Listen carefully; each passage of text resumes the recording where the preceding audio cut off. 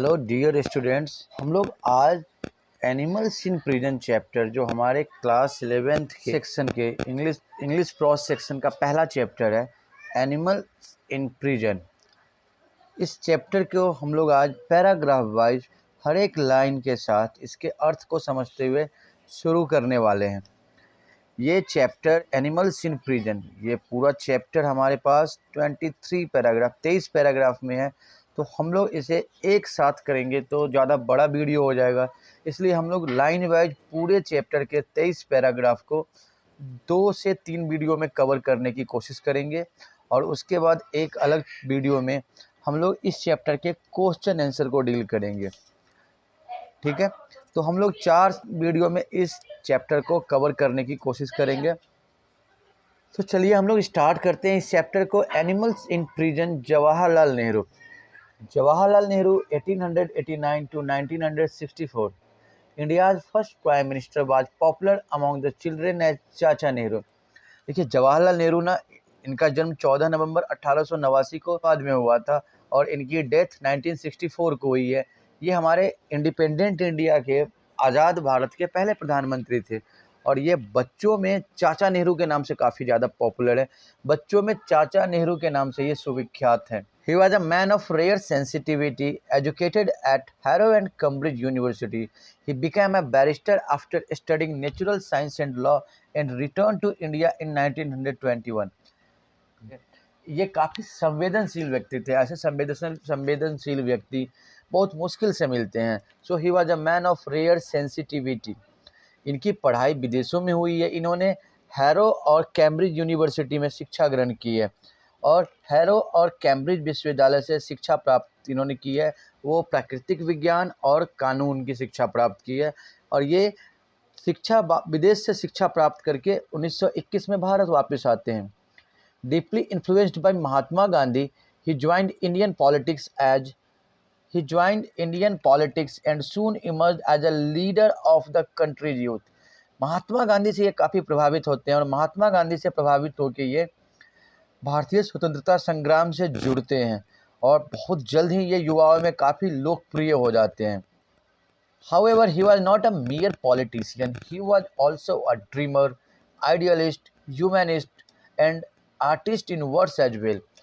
हम ना जवाहरलाल नेहरू को एक राजनेता के तौर पे, एक राजनीतिज्ञ के रूप में ही नहीं देखते, बल्कि इनके कैरेक्टर के अलग अलग रूप हैं, इनके कैरेक्टर के अलग अलग डायमेंशंस हैं। हम इन्हें एक राजनीतिज्ञ के अलावे एक आदर्शवादी, मानवतावादी और एक शब्दों के कलाकार के रूप में देखते हैं, शब्दों के जानकार के रूप में देखते हैं।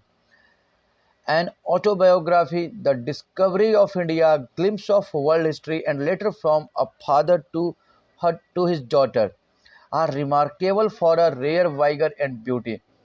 इन्होंने बहुत सारी प्रसिद्ध किताबें लिखी हैं जिनमें an autobiography, discovery of India, glimpses of world history, letters from a father to his daughter. इन्होंने ये सारी किताबें लिखी है जो एक विशेष शक्ति और सौंदर्य का प्रतीक है, एक विशेष शक्ति और सौंदर्य की झलक जिनमें देखने को मिलती है। यहाँ तक हम लोग समझते हैं। फिर इनके इंट्रोडक्शन में आगे देखते हैं। They establish him as a master of English pros.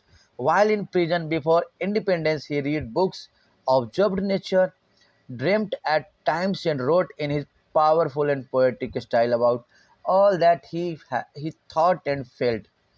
देखिए, इन्होंने जितनी भी किताबें लिखी है वो उन्हें अंग्रेजी गद्य के एक विद्वान के रूप में स्थापित करते हैं। आज़ादी से पहले जेल में इन्होंने काफ़ी समय बिताया है और जेल में ही रहते हुए इन्होंने बहुत सारी किताबें पढ़ी। इन्होंने प्रकृति को बहुत ही ऑब्जर्व किया, प्रकृति का इन्होंने ध्यान से अवलोकन किया, प्रकृति का इन्होंने गहन अवलोकन किया है। साथ ही साथ हम देखते हैं कि इन्होंने जेल में जो भी सोचा, जो भी महसूस किया, उन्होंने उसे अपने आत्मकथा में एन ऑटोबायोग्राफी में लिखा भी है। ऑटोबायोग्राफी के कुछ अंश जो इन्होंने जेल में बिताए हुए अनुभव पर आधारित थे, उसके बारे में उन्होंने लिखा और हमारा ये chapter animal in prison an autobiography का ही एक एक्सट्रैक्शन है, एक अंश है। यह उनके ऑटोबायोग्राफी से लिया गया उद्धरण है ये चैप्टर। यहाँ एक चीज़ इम्पॉर्टेंट है, एक चीज़ ध्यान देने वाली है कि इस चैप्टर में हम लोग देखते हैं कि किस तरीके से ये जानवरों को देख के खुशी महसूस करते हैं, जानवरों को देख के ये आनंदित होते हैं, ठीक है ना। So this following extract taken from an autobiography reveals Nehru's love for nature. It is remarkable how he derives pleasure from watching different animals and gives respect even to the tiniest animal.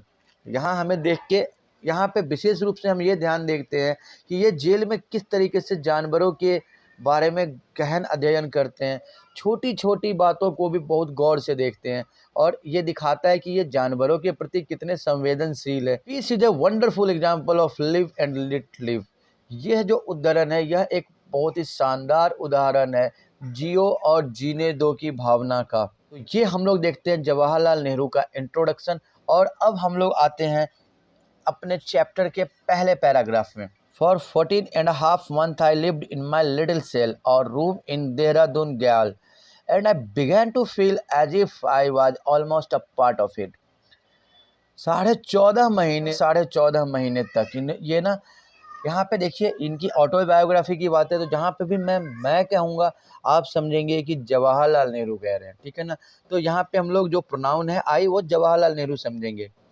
सो मैं 14.5 महीने तक देहरादून के jail में रहा। ग्याल का मतलब jail होता है।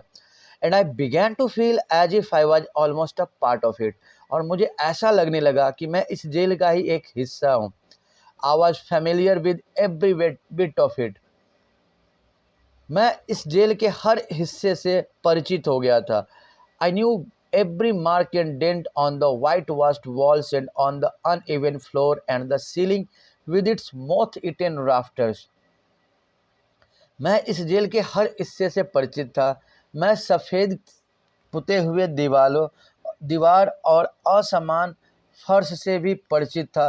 साथ ही साथ छत पे जो कीड़े लगने के कारण जो छत गिरने लग रही थी, छत पे जो कीड़े के कारण सड़ने का गलने का निशान था, उससे भी परिचित था। छत पे पड़ने वाले हर कीड़े के निशान से ये परिचित थे, ठीक है। In the little yard outside I greeted little Tufts of grass and odd bits of stone age old friends. मैंने घास के छोटे टफ और पत्थर के अजीब बिट को भी एक दोस्त समझ के ग्रीट किया, अभिवादन किया। I was not alone in my cell for several colonies of wasp and hornets lived there. मैं अपने जेल के सेल में, रूम में, कोठरी में अकेला नहीं था, क्योंकि वहाँ पे मेरे साथ बहुत ज़्यादा वास्प और हॉर्नेट, झींगे और ततैये, वास्प और हॉर्नेट्स के कॉलोनीज थे, छत्ते थे, रहने के घर थे, क्योंकि वहाँ पे ततैये और सिंगों की कई कॉलोनियाँ थी। And many lizards found a home behind the rafters emerging in the evening in search of prey. और कई सारी छिपकलियाँ राफ्टर्स के पीछे छुप के रहती थी, जो शाम होते ही अपने शिकार की तलाश में बाहर आते। If thoughts and emotion leave their traces behind in the physical surrounding, the very air of the cell must be thick with them and they must cling to every object in that little space. यदि एक विचार और भावना भौतिक परिवेश में अपनी निशानी छोड़ती, अपने होने के सबूत छोड़ चाह रहे हैं कि अगर ना हमारी संवेदनाएं, हमारी भावनाएं अपने होने का छाप छोड़ते, निशान छोड़ते, तो ये वहाँ पे हर दीवार के हर जगह पे ये सब संवेदनाएं वहाँ पे देखने को मिलती, मौजूद था। I had better cells in other prison, but in Dehradun I had one privilege which was very precious to me.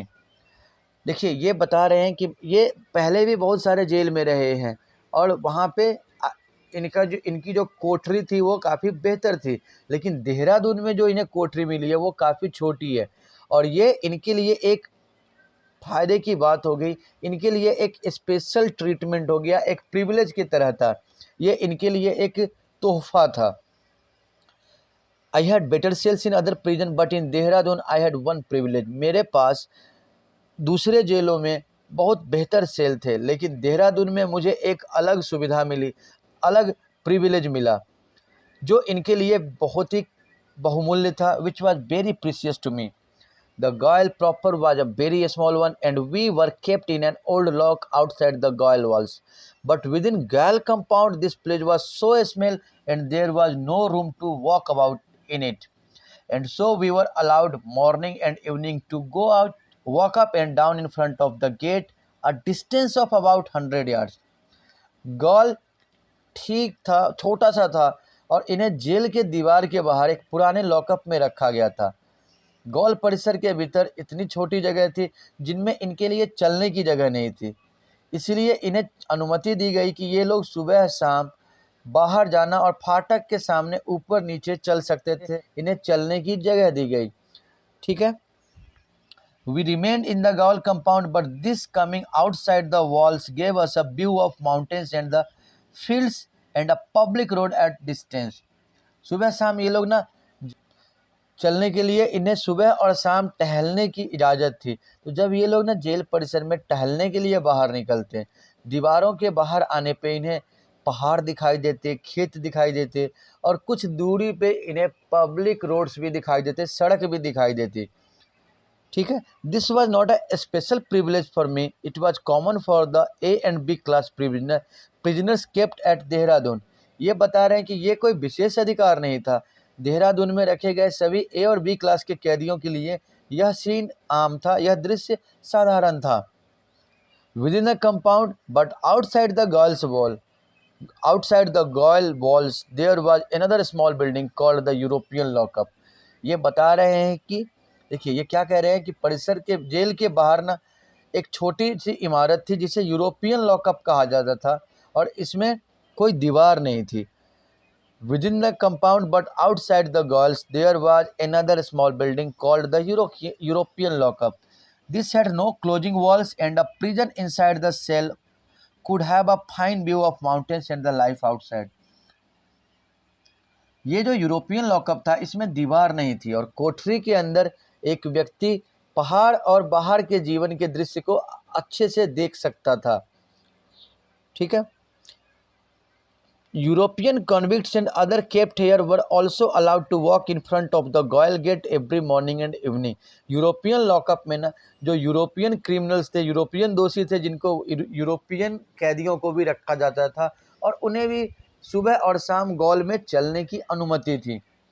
तो 2 पैराग्राफ के बाद हम लोग आते हैं पैराग्राफ नंबर 3 पे। Only a prisoner who has been confined for long behind high walls can appreciate the extraordinary psychological value of these outside walks and open views। केवल एक कैदी ही जो दीवारों के पीछे कैद है, दीवारों के ऊंची दीवारों में जिसे लंबे समय तक कैद किया गया हो, वही समझ सकता है इन बाहर के सैर को, बाहर के सैर की अहमियत को, और बाहर के नज़ारों को देखने के आनंद की जो साइकोलॉजिकल कीमत है, मनोवैज्ञानिक मूल्य है, वो कोई कैदी ही समझ सकता है। Only a prisoner who has been confined for long behind high walls can appreciate the extraordinary psychological value of these outside walks and open views। I loved these outings and I did not give them up even during the monsoon। Pandit Jawaharlal Nehru ये कहते हैं कि इन्हें जो टहलने की, सैर करने की जो अनुमति थी, वो अपने इस सैर को बहुत ज़्यादा पसंद करते थे, और अपने इस सैर की आदत को ये इतना ज़्यादा पसंद करते थे कि जब बारिश का मौसम आया, मानसून आया, तब भी इन्होंने टहलना नहीं छोड़ा। When the rain came down for days in torrents and I had to walk in ankle deep of water। जब मूसलाधार बारिश का मौसम होता था, जब बारिश कई दिनों तक होती थी, मूसलाधार बारिश होती थी, और जब घुटने तक पानी भर जाता था, तब भी इन्होंने टहलना नहीं छोड़ा, तब भी ये सैर करते थे। I would have welcomed the outing in any place, but the sight of towering Himalayas nearby was an added joy, which went a long way to removing the weariness of prison। ये सैर सपाटे से प्यार करते थे, और ये क्या कह रहे हैं कि ये किसी भी स्थान पे अगर होते तो सैर सपाटा, सैर टहलना इनकी आदत थी, टहलना ये पसंद करते। लेकिन जब पास में विशाल हिमालय की ऊंची पहाड़ों का नज़ारा हो, ठीक है ना, तो यहाँ जहाँ पे हैं वो, तो वहाँ पे हिमालय की ऊंची पहाड़ों का दृश्य है, तो ये इनकी टहलने की खुशी तो इन्हें मिलती ही थी, साथ ही साथ जो हिमालय की खुशी, हिमालय के खूबसूरत नज़ारे थे पहाड़ों के, ऊंचे पहाड़ों के जो नज़ारे थे वो इन्हें और ज़्यादा खुशी देती थी। किसी भी स्थान पे सैर टहलने को पसंद करता, स्वागत करता, और पास में एक ऊंचे विशाल हिमालय का नज़ारा एक अतिरिक्त आनंद था, जो जेल की थकान को की उब होती थी, थकावट होती थी, उसको वो नज़ारा दूर करता और इन्हें ऊर्जावान बनाता, इन्हें रिफ्रेश करता। It was my good Fortune that during the long period when I had no interviews and when for many months I was quite alone, I could gauge at these mountains that I loved. I could not see the mountains from myself, but my mind was full of them, and I was ever conscious of their nearness, and a secret intimacy seemed to grow between us. ये बता रहे हैं कि जब इनके पास, ये कह रहे हैं कि it was my good Fortune, ये मेरा सौभाग्य था, ये मेरी किस्मत थी कि जब अवकाश के दौरान, जब इनके पास कोई साक्षात्कार नहीं था, कोई इंटरव्यू नहीं था, लंबी अवधि के दौरान जब इनके पास कोई इंटरव्यू नहीं था और ये जेल में कई महीनों तक काफ़ी अकेले थे, तब वो इन पहाड़ों को देख सकते थे। इन पहाड़ों से वो बहुत प्यार करते थे, और जब वो अपनी कोठरी के अंदर होते थे, जहाँ से वो पहाड़ों को नहीं देख सकते थे, तब भी उनके मन में उन पहाड़ों के खूबसूरत दृश्य ही होते थे। और पहाड़ों के साथ इनकी जो नज़दीकी थी, हमेशा ये महसूस करते थे कि इनके और पहाड़ों के बीच में एक गुप्त संबंध है, तरंग संबंध है, एक गुप्त संबंध है, एक मधुर संबंध है। I was quite alone. Okay, यहाँ से हम लोग देखते हैं, it was my good fortune that during the long period when I had no interview, लंबी अवधि के दौरान जब कोई इंटरव्यू नहीं होता था, and when for many months I was quite alone, और कई महीनों तक के लिए जब मैं अकेला होता था, I could gauge at this mountains that I loved, मैं इन पहाड़ों को देख सकता था जिनको मैं प्यार करता हूँ। I could not see the mountains from my cell, मैं अपनी सेल से माउंटेन्स को नहीं देख सकता था, but my mind was full of them, लेकिन मेरे दिमाग में हमेशा पहाड़ों की ही बात दृश्य होते थे। And I was ever conscious of the nearness, और मैं हमेशा उन पहाड़ों के साथ नज़दीकी को महसूस करता था। And a secret intimacy seemed to grow between us, और ऐसा लग रहा था कि मेरे और पहाड़ों के बीच में एक संबंध बढ़ा हुआ है, एक इंटीमेसी है, एक नज़दीकी है। Flocks of birds have flown high and away, a solitary drift of cloud too has gone wandering on, and I sit alone with Ching-Ting Peak towering beyond. We never grow tired of each other, the mountain and I.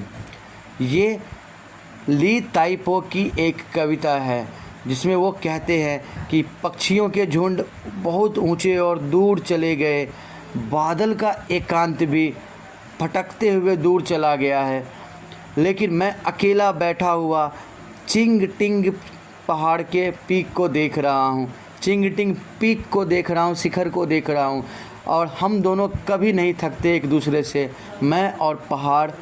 ये कविता है ली ताइपो, जो एक Chinese कवि हैं, चीनी कवि है, उनकी कविता है। I am afraid I can not say with the poet Li Tai Po that I never grew weary even of the mountain, but that was a rare experience, and as a rule I found great comfort in the proximity. Its solidity and calm looked down upon me with the wisdom of a million years, and mocked at my varying moods and soothed my fevered minds.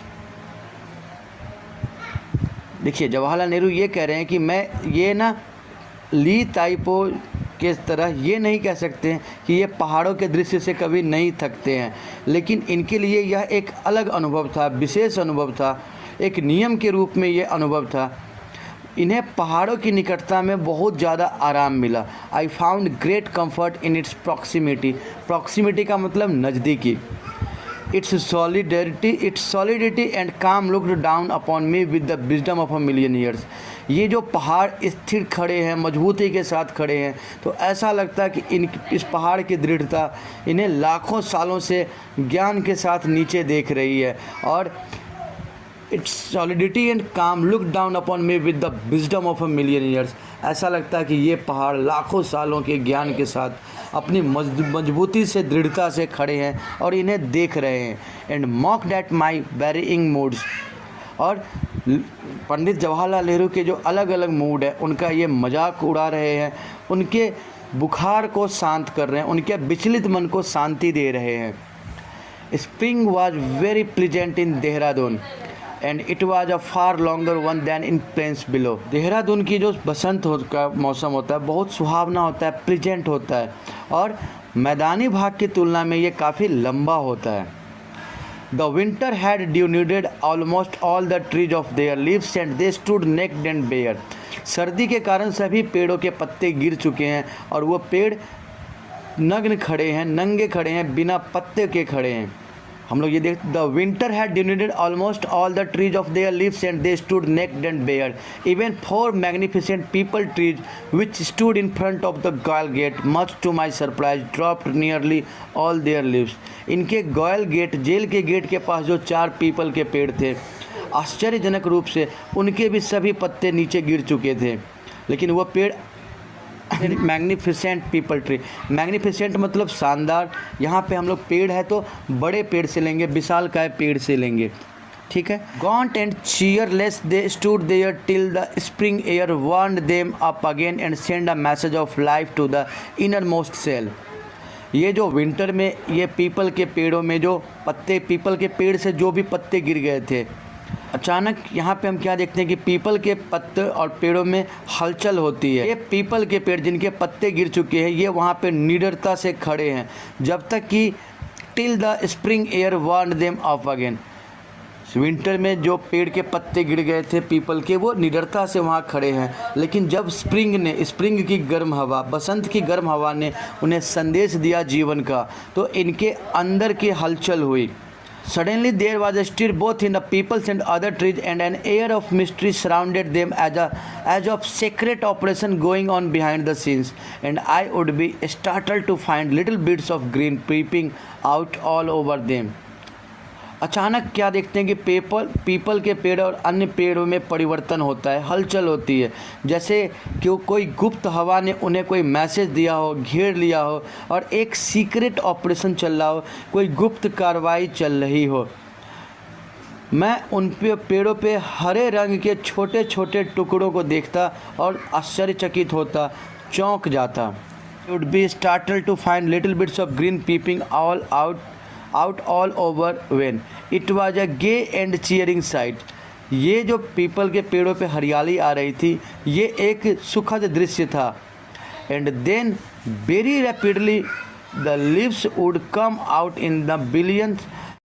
ऐसा लगा जैसे people और अन्य पेड़ों में हलचल होने लग रही है और एक गुप्त हवा ने उन्हें घेर लिया हो, जैसे पर्दे के पीछे कोई गुप्त कार्रवाई चल रही हो।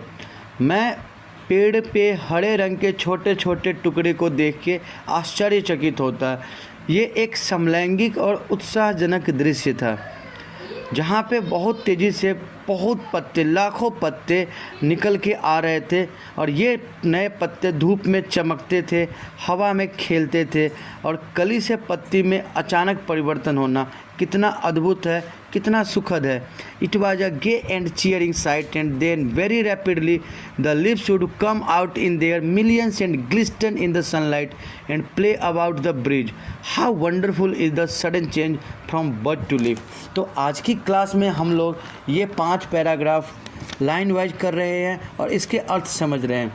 आप एक बार फिर से इन 5 पैराग्राफ को पढ़ेंगे और जो भी वर्ड्स आपको मुश्किल लग रहे हैं या जो भी सेंटेंस आप नहीं समझ पा रहे हैं वो आप शेयर करेंगे और इन 5 पैराग्राफ की मदद से यहाँ पे पेज नंबर 6 पे कुछ क्वेश्चंस दिए गए हैं, तो आप सभी बच्चे इसको करने की कोशिश करेंगे।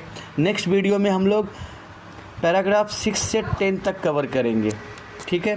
मैं उम्मीद करता हूँ कि ये सभी पैराग्राफ अब आप काफ़ी अच्छे से समझ गए होंगे। Thank you.